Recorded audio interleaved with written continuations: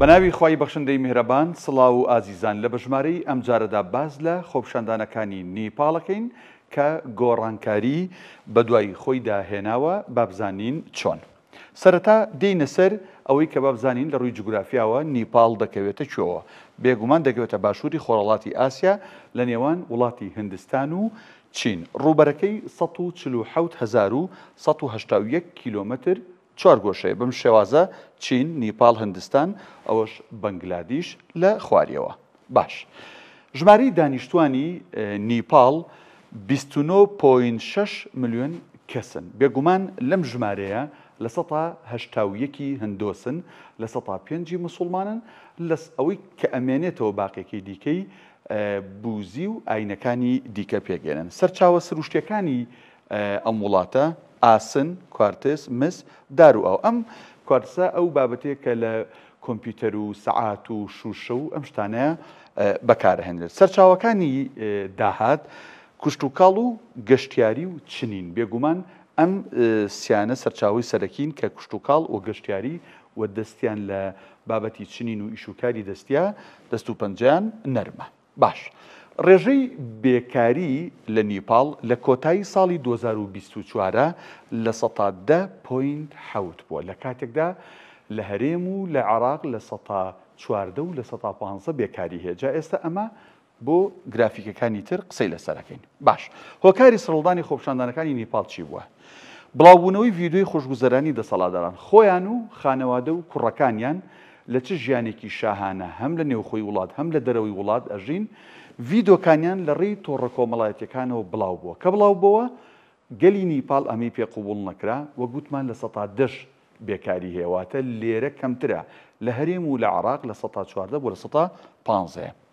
بەهۆی ئەوەی کە ئەم خۆشگوزەرانی ئەمان لە تۆڕە کۆمەڵایەتی و پلاتفۆرمەکانی تۆڕە کۆمەڵاتەکان بڵاو بووە، حکوومەتی نیپاڵ هەستا بە داخستنی تۆڕە کۆمەڵایەتەکانی وەکو ئینستاگرام و فەیسبوک و یوتیوب و ئێکس و ئەم بابەتانە کە ئەمە قەدەغە کرا لە خەڵک.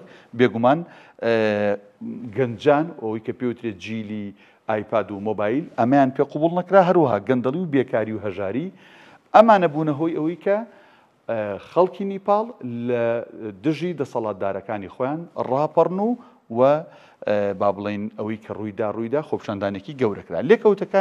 لێکەوتی خۆپیشاندانەکانی نیپاڵ بێگومان حکوومەت ڕووخا یەکسەر، سەرۆکوەزیران دەستی لە کار کێشایەوە و بینیشمان کە دوای ئەوەی کە حکوومەت ڕووخا دەسەڵاتداران هەڵهاتن، ینی هەمومان لە ڕاگەاندنەوە بینیمان بە هێلیکۆپتەر بەشێک لە بەرپرسان ڕایانە کرد و ڕۆیشتن. بینای پەرلەمان بینیمان سووتێنراوەک لە وێنەکەیە دیارە، خۆپیشاندەران چوونە سەر بینای پەرلەمان و بیناکەیان سووتاند. باش.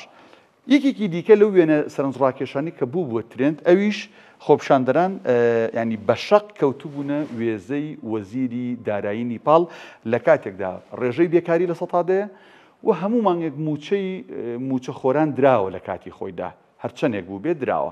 بەڵام لێرە لە هەرێمی کوردستان ئێستا ئێمە لە ناوەڕاستی مانگی نۆداین، هێشتا موچەی مانگی حەوت و مانگی هەشتی موچە خۆران وەرنەگیراوە و لە کاتێکیدا ڕێژەی بێکاری لێرە لە نزیک 114 بۆ لە 115 هاوڵاتیان کەوتنە شەق تێهەڵدانی وەزیری دارایی نیپاڵ.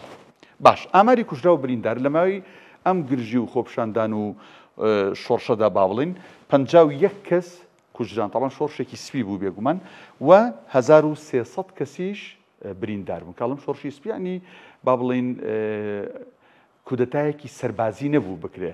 خەڵک خۆپیشاندەران خەڵک هاتنە سەر شەقام و خۆپیشاندانێکیان کرد تا دەسەڵاتەکەیان نەڕووخان، حکوومەتەکەیان نەڕووخان و دەسەڵاتیان ناچار بە وازنان و هەڵاتن نەکرد، وازیان نەهێنا. باش. پێگەنێنی حکوومەتێکی کاتێت ئەوان کە حکوومەت ڕووخا بێگومان نەبێ بەدیلێگە بێ، نابێ وڵات بێ حکوومەت بێ. شوشی لاکارکی سەرۆکوەزیرانی نوێ سوێندی یاسایی خوارد. ئەم کەسە سەرۆکی پێشووی دادگای باڵا بووە، تەمەنی 73 ساڵە. ئەمە وێنەکەیەتی ئێستا ئەمە سەرۆکوەزیرانی نوێی حکوومەتێکی وەکو بڵێ کاربڕەکەرە تاوەکو با بڵێن هەڵبژاردنەکرێ و حکوومەتێکی نوێ پێک ئەهێنرێت. ئەمەی لە بەژمارەی ئەم جاردا باسمان کرد خۆپیشاندانەکانی نیپاڵ بوو کە گۆڕانکاری بەدوای خۆی داهێنا.